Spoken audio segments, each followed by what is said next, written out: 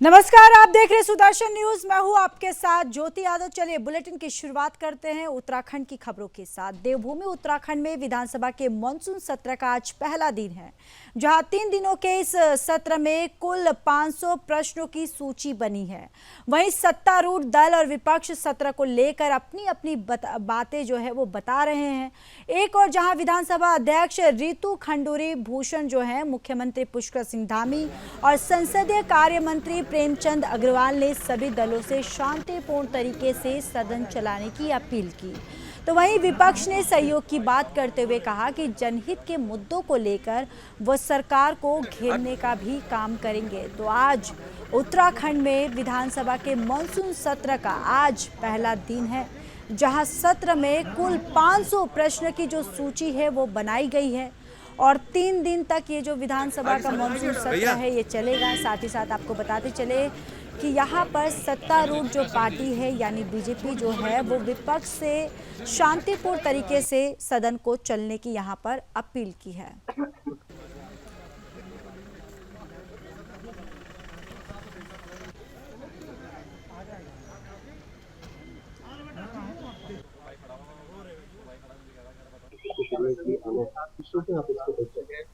बड़ा महत्वपूर्ण यह सत्र है और इसमें बड़े महत्वपूर्ण विधेयक भी आने वाले हैं और हम बजट भी पास करेंगे, अनुपूरक बजट पास करेंगे। ये बहुत जरूरी है राज्य के विकास के लिए और मैं केंद्र सरकार को भी धन्यवाद दूंगा, खासकर हमारे प्रधानमंत्री जी और गृह मंत्री जी को, जिन्होंने हमारे एसडीआरएफ के आपदा के मानकों को चेंज किया है।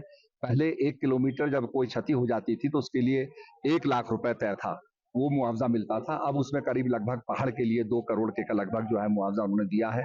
हर मानकों को बदला है, तो मैं समझता हूं कि इससे उत्तराखंड का तेजी से विकास होगा और आपदा से लड़ने के लिए हम सक्षम हो जाएंगे। ये मैं उनको धन्यवाद ज्ञापित करता हूँ। अमूमन विपक्ष बड़ा महत्वपूर्ण यह सत्र है और इसमें बड़े महत्वपूर्ण विधेयक भी पहले दिन हमारे विधायक केदारनाथ सेनाराम रावत जी का देहांत हुआ और उनको श्रद्धांजलि दी जाएगी। चंपावत के पूर्व विधायक वन विकास निगम के अध्यक्ष कैलाश गैतुड़ी जी का भी देहांत हुआ था।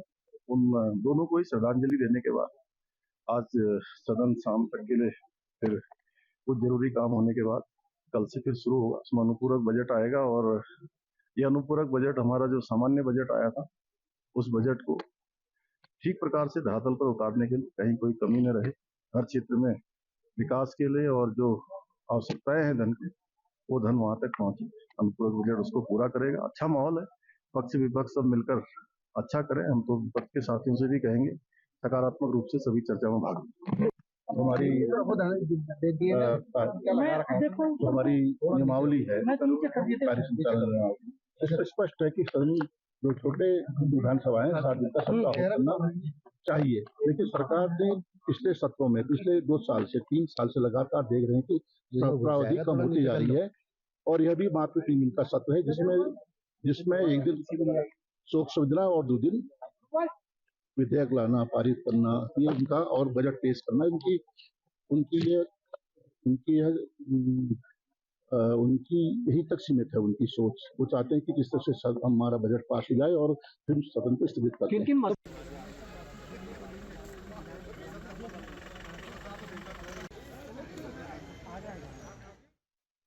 तो चलिए खबरों में आगे बढ़ते हैं, बात कर लेते हैं लालकुआ की, जहां लालकुआ में आंदोलनकारियों को 10% क्षैतिज आरक्षण विधेयक को राजभवन से स्वीकृति मिलने पर प्रदेश के सभी राज्य आंदोलनकारियों में खुशी की लहर है। उन्होंने सरकार द्वारा 10% क्षैतिज आरक्षण दिए जाने के निर्णय का स्वागत करते हुए सूबे के राज्यपाल गुरमीत सिंह और मुख्यमंत्री पुष्कर सिंह धामी का आभार व्यक्त किया। इस दौरान उन्होंने एक दूसरे को मिठाई खिलाकर बधाई दी। इस मौके पर राज्य आंदोलनकारी ने कहा कि इस मांग को लेकर संगठन ने लंबे समय से सड़कों पर उतरकर आंदोलन किया है और जिसका ये परिणाम के स्वरूप मिला है। और आपको ये भी बताते चले कि राज्य सरकार से इसका जल्द ही जीओ जारी करने और सभी चिन्हित आंदोलनकारियों को एक समान पेंशन देने की मांग भी की गई है।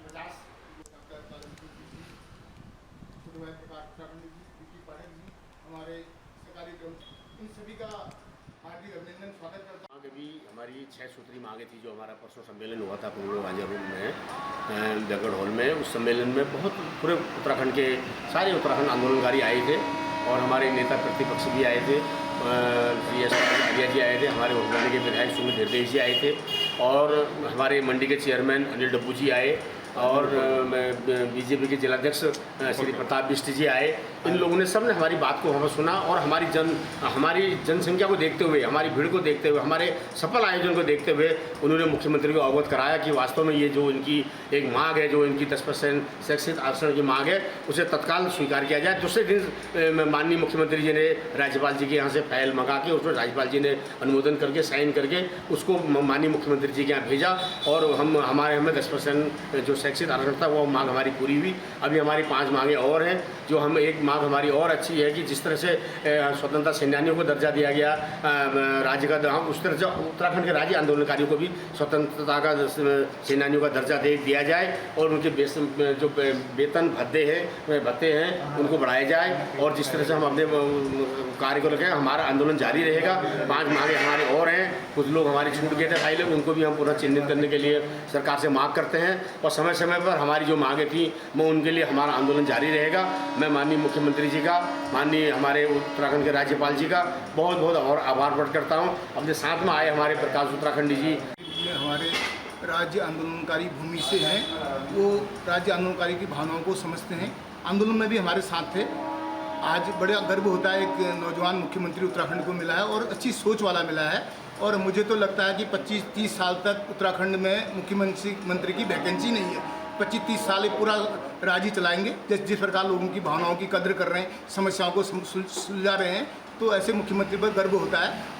मुझे गर्व है हमारे मुख्यमंत्री पर। उन्हें को मांगे तो उत्तराखंड राज्य आंदोलनकारी ने जो संघर्ष किया है, इसमें 10% आरक्षण तो ऊँट के मुंह में जी रहा है। उन्हें समझना चाहिए हमारे बीच में हमारे कई मुख्यमंत्री 22-19 विधायक होते थे, आज 19 के 70 विधायक हो गए, कई राज्य मंत्री हो गए, कई जिला राज्य मंत्री हैं, कई किसी न किसी रूप से लाभ ले रहे हैं। कई हमारे जो सरकारी कर्मचारी थे, अभी बालम भाई ने बताया, कोई पटवारी से तहसीलदार बन गए, कोई सिपाही से दरोगा और जो दरोगा थे वो एसपी तक बन गए, बड़ा सबने लाभ लिया। लेकिन हम लोगों ने उस समय जो हमारे पर केस थे, ठीक जवानी में जिस समय हमारी उम्र थी नौकरी करने की, भर्ती होने की, मैं फौज में भर्ती हो गया था।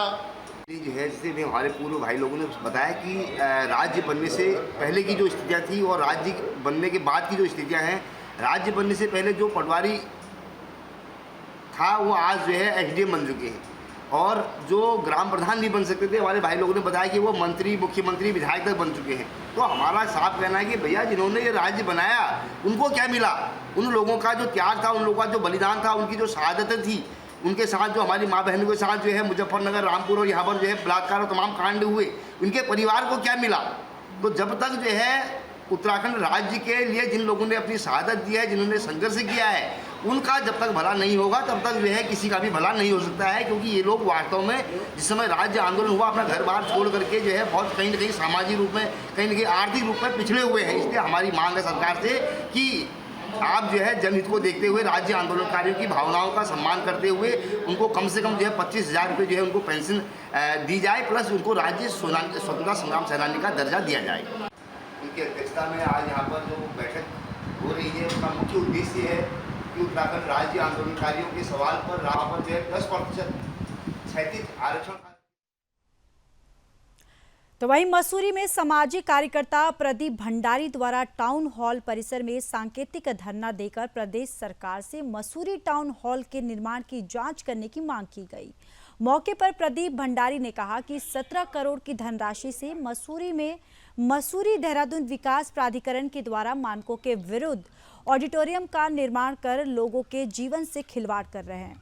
आपको ये भी बताते चले कि उन्होंने आगे कहा कि 17 करोड़ की धनराशि से यहाँ पर ये निर्माण करवाया गया है। ऐतिहासिक नगर पालिका टाउन हॉल को तोड़ते वक्त कहा गया था कि बनने के बाद ये ऑडिटोरियम और मल्टी स्टोरी पार्किंग मसूरी की सांस्कृतिक जो गतिविधियों और मांगलिक कार्यों के लिए मसूरी की जनता को उपलब्ध कराया जाएगा।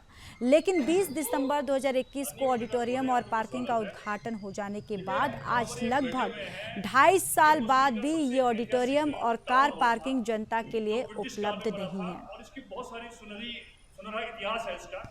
जब यहाँ पर बहुत सारे प्रोग्राम होते थे और ये ये मल्टीपर्पज टाउन हॉल हुआ करता था, इसमें भी केवल जो सांस्कृतिक गतिविधियां हैं उसके लिए नहीं हुआ करता था, बल्कि आज हमने माननीय मुख्यमंत्री जी को ज्ञापन दिया है।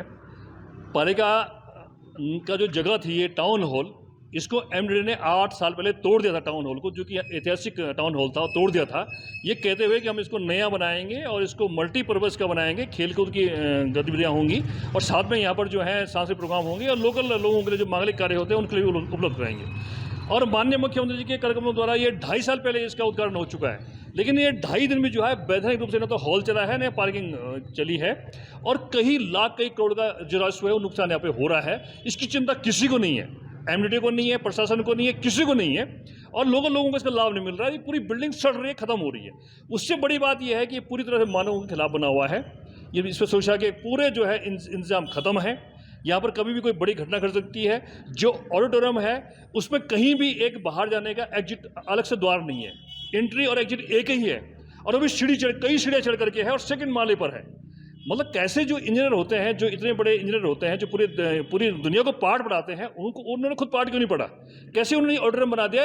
ये मात्र एक प्रकार से जैसे किसी को मारने के लिए एक षड्यंत्र के तहत जो है एक गोपनीय जो एक घर बन जाता है जहाँ के लोग जाएं और जहाँ सांस भी न ले सकें, इस प्रकार का एक घुटन भरा एक ऑडिटोरियम बना दिया गया है। वहाँ ना हवा आती है, न वहाँ जो है न वहाँ पर जो है जो एक थिएटर की लाइटें होती हैं, न लाइटें हैं, न वहाँ साउंड सिस्टम है और न वहाँ सुरक्षा के कोई उपाय हैं। वहाँ पर कोई फायर के कोई यंत्र नहीं है वहाँ पर।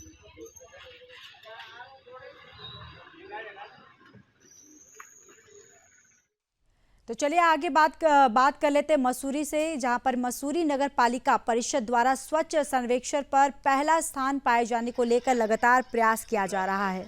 इसी दिशा में मसूरी नगर पालिका प्रशासन द्वारा नगर पालिका क्षेत्र के अंतर्गत कूड़ा उठाना और अन्य समस्याओं को लेकर टोल फ्री नंबर जारी किया गया, जिसके तहत कोई भी व्यक्ति अगर कचरा एकत्रित नहीं करता है तो उस पर जुर्माना लगाया जाएगा। साथ ही साथ आपको बताते चले कि टोल फ्री नंबर का नगर पालिका परिषद में परिसर में कंट्रोल रूम स्थापित किया गया है। मसूरी नगर पालिका परिषद के अधिशासी अधिकारी राजेश नैथानी ने बताया कि नगर पालिका प्रशासन द्वारा जिलाधिकारी के निर्देशों के बाद कूड़ा उठाना और अन्य समस्याओं को लेकर टोल फ्री नंबर जारी किया गया है, जिसका कंट्रोल रूम नगर पालिका में स्थापित किया गया है, जहां पर सुबह 6 बजे से रात 11 बजे तक शिकायत दर्ज की जाएगी। उन्होंने कहा कि शिकायतकर्ता का टेलीफोन नंबर भी दर्ज किया जाएगा, जिसके उसकी शिकायत का निराकरण होने के बाद उसे सूचना दी जाएगी। उन्होंने कहा कि कूड़ा उठाने को लेकर जारी टोल फ्री नंबर को लेकर पूरे शहर में होर्डिंग्स और बैनर लगाए जाएंगे। उन्होंने आगे कहा कि मसूरी को स्वच्छ सर्वेक्षण में पहला स्थान दिलाए जाने के लिए सभी लोगों की सहभागिता जो है वो जरूरी है।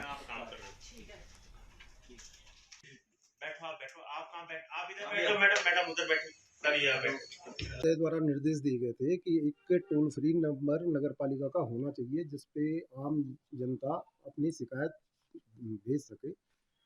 तो इसी क्रम में हमारे आज टोल फ्री नंबर लगाया गया और एक कंट्रोल रूम यहाँ पे स्थापित किया गया है, जिसमें सुबह 5 बजे से और रात्रि के 11 बजे तक हमारे कर्मचारी उपलब्ध रहेंगे और जो भी कंप्लेंट कोई करेगा उसकी यहाँ पे कंप्लेंट नोट की जाएगी, उसे आगे फॉरवर्ड किया जाएगा, उससे फिर उसका कंप्लायंस ली जाएगी और कंप्लायंस लेने के बाद जिसने कंप्लेंट करी है उसको अवगत कराया जाएगा कि ये आपकी कंप्लेंट रिजॉल्व हो गई है। जो भी कंप्लेंट आएगी उनकी मॉनिटरिंग की जाएगी कि अगर कोई सड़क बनने का है कि कोई सड़क टूट गई है वो बननी है तो उसमें टाइम लगना, तो वो उसमें टेंडर होंगे, प्रोसेस लंबा है, तो लेकिन वो हमारे पास दर्ज रहेगा। और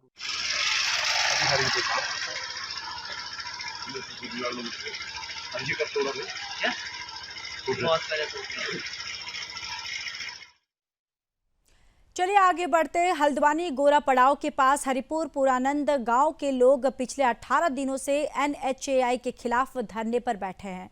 ग्रामीणों का कहना है कि 2012 में जब राष्ट्रीय राजमार्ग संख्या 109 का निर्माण शुरू हो रहा था, तब उन्हें बताया गया था कि हरिपुरा पुरानंद गांव के सामने ओवरब्रिज बनाया जाएगा, लेकिन उसकी लेंथ 220 मीटर रहेगी और ग्रामीणों का कहना है कि 2024 में जब ओवरब्रिज बनाया जा रहा था तो उसकी लेंथ 800 मीटर तक पहुंच गई है, जिससे कि दोनों तरफ के गांव जलभराव की चपेट में आ गए हैं और लोगों के रास्ते बंद हो गए हैं।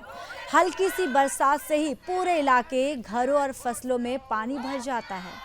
इसलिए ग्रामीण पिछले 18 दिनों से व्यवस्था को सुधारने की मांग को लेकर धरने पर बैठे हुए हैं। ग्रामीणों की मांग के बाद जहां स्थानीय विधायक भी मौके पर पहुंचे तो वहीं कुमाऊं कमिश्नर ने भी मौके का निरीक्षण किया, लेकिन मामले में गांव वालों को अब तक कोई सफलता हाथ नहीं लगी है। ग्रामीणों को केवल आश्वासन ही मिला है।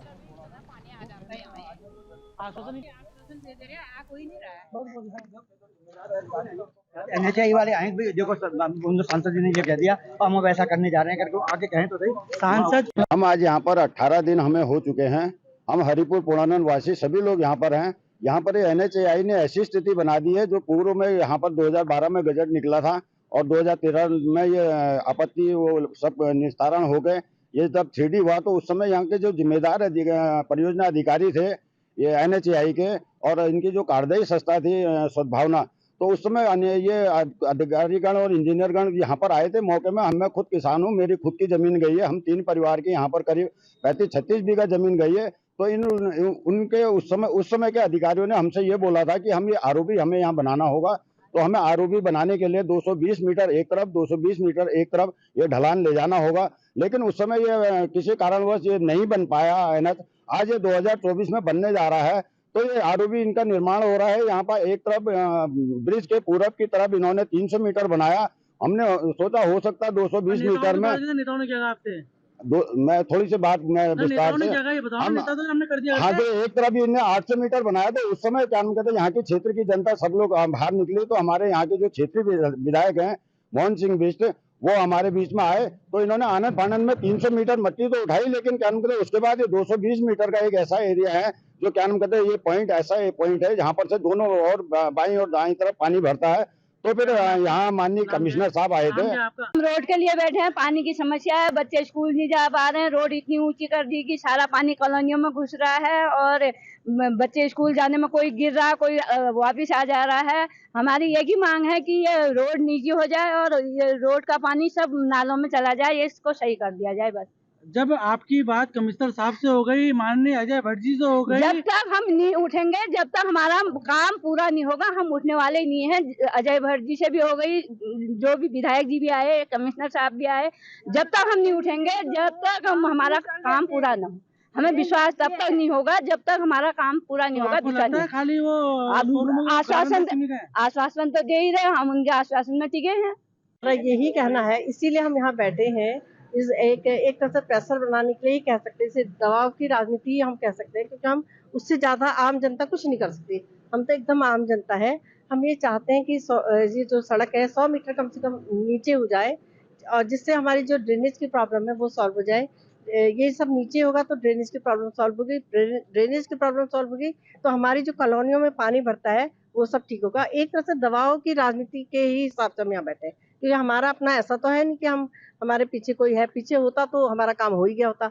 वहीं जब सांसद से इस विषय में बात की गई तो सांसद ने साफ आश्वासन दिया है। आश्वासन पे ही आपकी जीवन कट जाएगा? नहीं, आश्वासन दिया है, वही हम देख रहे हैं। देखिए क्या होता, आने वाला ये समय बताएगा कि आगे हम क्या करें। क्या नाम है आपका? रास्ता बिल्कुल बंद है, पानी सब कॉलोनियों में भर रहा है। ये कम से कम 100-200 फीट ऊपर आ गई हैं सड़कें और शहर का पानी सब यहाँ को बहते जा रहा है। अधिकारी लगातार मौका मुआयना कर रहे हैं, अधिकारी मॉनिटरिंग कर रहे हैं, उसके बाद भी आप लोग या किसी नेता के कहने पर अगर ये नहीं बैठते हैं तो शाम को काम करने, रात में चोरी करके सारा भर देते हैं, तो कौन देखेगा रात में? अगर उन दिनों हमने देख लिया होता तो ये नहीं होता। उस टाइम पे क्यों नहीं आवाज उठाई? उस समय हमको आइडिया नहीं था कि ऐसा प्रॉब्लम क्रिएट करेंगे। क्या नाम है आपका? मेरा नाम है जानकी जोशी। मतलब सुनाई कर रहे हैं, वो कर कोई कुछ नहीं रहा है। अब हम 18 दिन हो गए हमें यहाँ बैठे हुए, हमें घर से आने के लिए रास्ता नहीं है। यहाँ पर आदमी गिर जा रहे हैं, हम क्या करें?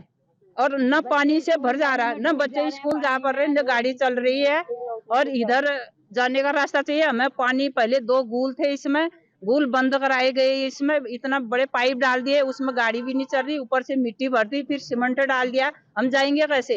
ये जनता के लिए तो रोड बन रही, जनता को डुबा देते हैं तो ये रोड से क्या करेंगे।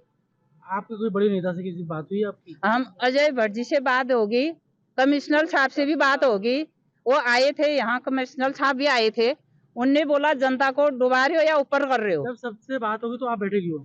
फिर वो हो ही नहीं रहा, वो आए एक दिन, उस दिन से आए नहीं, इसलिए बैठे हैं। हमें भरोसा नहीं है, जब तक हवाई में जारी बात है, जब तक हमारा काम नहीं होगा यहाँ, हम तब तक उठेंगे नहीं यहाँ से।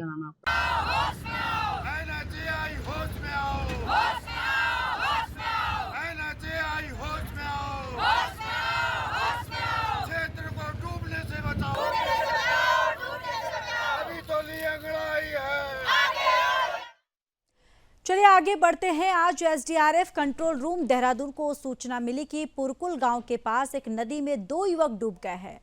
सूचना मिलने के तुरंत बाद ही शस्त्रधारा पोस्ट से हेड कांस्टेबल सुशील कुमार के नेतृत्व में एक रेस्क्यू टीम घटनास्थल के लिए रवाना हुई, लेकिन रेस्क्यू टीम के घटनास्थल पर पहुंचने से पहले ही गांव के स्थानीय निवासियों ने एक युवक को सुरक्षित बाहर निकाल लिया। हालांकि दूसरे युवक का कोई अता पता नहीं चल पाया।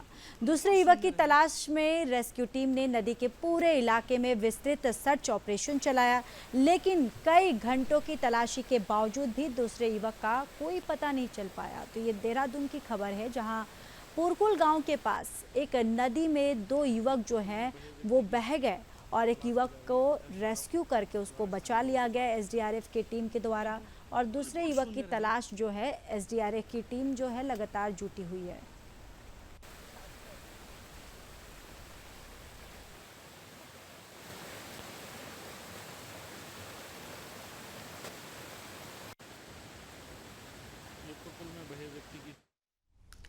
तो चलिए अब बात कर लेते हैं, जहां पर आईएसबीटी परिसर में सुरक्षा में चूक और बस में पैनिक बटन और सीसीटीवी कैमरे में कैमियों की ऑडिट कराने की बात कही गई, जहां पर बाल आयोग की अध्यक्ष गीता खन्ना ने कहा कि समाज की पूरी जिम्मेदारी बनती है और ऐसी घटनाओं को रोकने के लिए सामाजिक ऑडिट की भी जरूरत है। आपको बताते चले कि देहरादून आईएसबीटी परिसर में परिवहन निगम की बस में एक नाबालिग बच्ची के साथ परिवहन विभाग के 5 कर्मियों ने गैंगरेप किया था, जिन्हें पुलिस ने गिरफ्तार कर लिया है और मामले की जांच की जा रही है।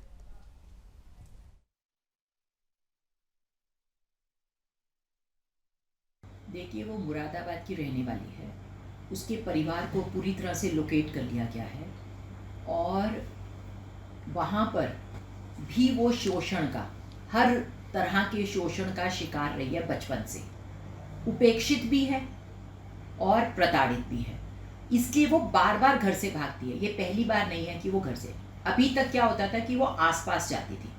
तो मुझे नहीं लगता है, अभी हम उसका आईक्यू असेसमेंट वगैरह कराएंगे वैसे, पर मुझे नहीं लगता कि वो बहुत नीम है बुद्धि से। वो प्रताड़ित होके जो मानसिक आघात है ना, उन्होंने उसको ज़्यादा मानसिक रूप से ऐसा कर दिया है। वो आसपास भागती थी और पकड़ लाते थे घर वाले उसको। तो इस बार वो दूर की बस में बैठना चाहती थी, और जब वो बस को ढूंढ रही थी तो ये वाला जो हमारे, ये क्या कहूँ मैं उन्हें, उन्होंने उसको जानबूझ के देहरादून, क्योंकि वो देहरादून की बस में आ रहा था, उसने कहा कि तुम्हें ऐसे ऐसे रास्ता मैं बताऊंगा और तुम्हें दूर भेज दूंगा। तो वो उसको देहरादून की बस में ले आया। वहाँ पर जो हुआ वो आप सब लोग जानते हैं कि खाली एक ने अपना नहीं, उसने अपने साथियों को भी बुला के करा। लेकिन CWC और हमारी पुलिस की मैं बहुत ही प्रशंसा करना चाहूँगी इस पूरे केस में। वो बच्ची ने के साथ जो हुआ ना, वो उसके लिए कुछ नया ही नहीं था शायद, क्योंकि वो शायद इस शोषण का पता नहीं कितने वर्षों से शिकार रही है और इसीलिए घर से भागती होगी वो, और भी कुछ तरह की प्रताड़नाएं मिलती होगी। जब मैं भी उससे मिली तो उसकी बस एक ही मांग थी कि मुझे यहाँ से कहीं नहीं जाना है। उसने जीवन में शायद इतने अच्छे 4 दिन कभी नहीं बिताए थे कि कोई उसके खाने की, उसके रहने की, और वो जो लड़कियाँ उसे मिली, उसे वो सहेलियाँ मिल गई हैं जो वहाँ पर, वो बहुत खुश है। और कल उसके पिता आए, लेकिन उसने जाने से इनकार कर दिया और हम उसको ऐसे नहीं भेजेंगे। मुझे नहीं लगता कि उसके घर में रह के हम उसके साथ कोई इंसाफ कर पाएंगे। वो रहना चाहती है और उसको इंस्टीट्यूशनल सपोर्ट की ज़रूरत है। हमारे यहाँ रहेगी या फिर मैंने SCPCR UP और उनकी संबंधित CWC भी कांटेक्ट कर लिया है, तो हम यहाँ रखेंगे या अल्टीमेटली हम उसे यूपी के उस संबंधित विभाग के इंस्टीट्यूशनल केयर में डालेंगे, ये मैं अभी पूरा नहीं बता सकती, पर वो इंस्टीट्यूशनल केयर में रहनी चाहिए। और दिमाग से कम उतनी नहीं है जितनी वो आघातों की वजह से।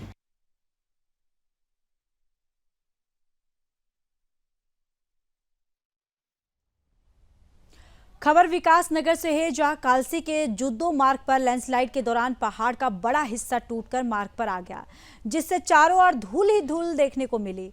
गनीमत रही कि जब पहाड़ का हिस्सा गिरा तब उस समय कोई मौजूद नहीं था, इसलिए जानमाल का कोई नुकसान नहीं हुआ। तो देखिए, तस्वीरों के माध्यम से भी हम आपको दिखा रहे हैं कि किस तरीके से यहाँ पर जो ये पहाड़ है भरभरा कर गिरता हुआ यहाँ पर साफ तस्वीरों में देखा जा सकता है। लेकिन गनीमत रही कि वहाँ पर कोई वहाँ मौजूद नहीं था, जिस वजह से किसी के हानि का कोई खबर सामने नहीं आई है।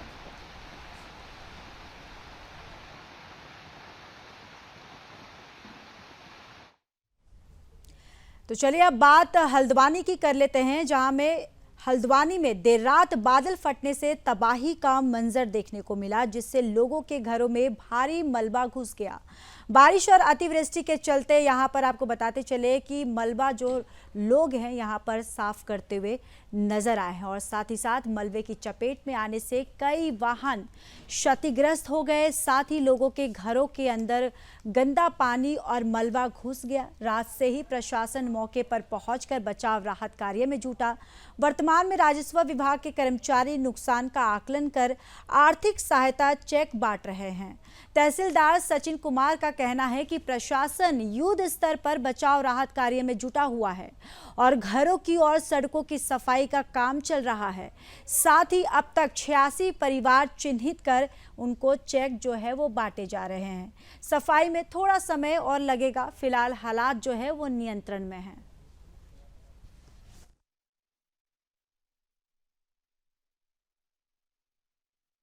कल रात लगभग 7 बजे के करीब और आमखड़ी नाले की एक दीवार टूट गई थी, जिससे भारी मात्रा में मलबा और पूरा पानी ये कृष्णा विहार, गायत्री विहार और इस क्षेत्र में भर गया था। सुबह से रात भी बचाव कार्य शुरू कर दिए गए थे। रात ही पोकलैंड मशीन और जेसीबी मशीनें लगा दी गई थी। वर्तमान में भी पोकलैंड मशीन से दीवार निर्माण का कार्य चल रहा है और मलबा शिफ्टिंग का काम भी चल रहा है। इसके अलावा नगर निगम की टीमें रास्तों की सफाई करने में लगी हुई हैं। राजस्व विभाग की टीमें चिन्हीकरण करते हुए सभी लोगों को जो अहेतुक राशि है उसका वितरण कर रही है। अभी तक लगभग 86 परिवारों का चिन्हीकरण किया जा चुका है और मौके पर ही चेक वितरित किए जा रहे हैं। अभी हालात किस तरह के हैं आगे को लेकर? अभी थोड़ा समय लगेगा, लगातार काम चल रहा है। पोकलैंड मशीन से जो पुश्ता है उसको बनाया जा रहा है। अब हालात कंट्रोल में है। उत्तराखंड के बुलेटिन में फिलहाल के लिए बस इतना ही। बाकी देश और दुनिया की तमाम बड़ी खबरों के लिए देखते रहिए सुदर्शन न्यूज। जय हिंद।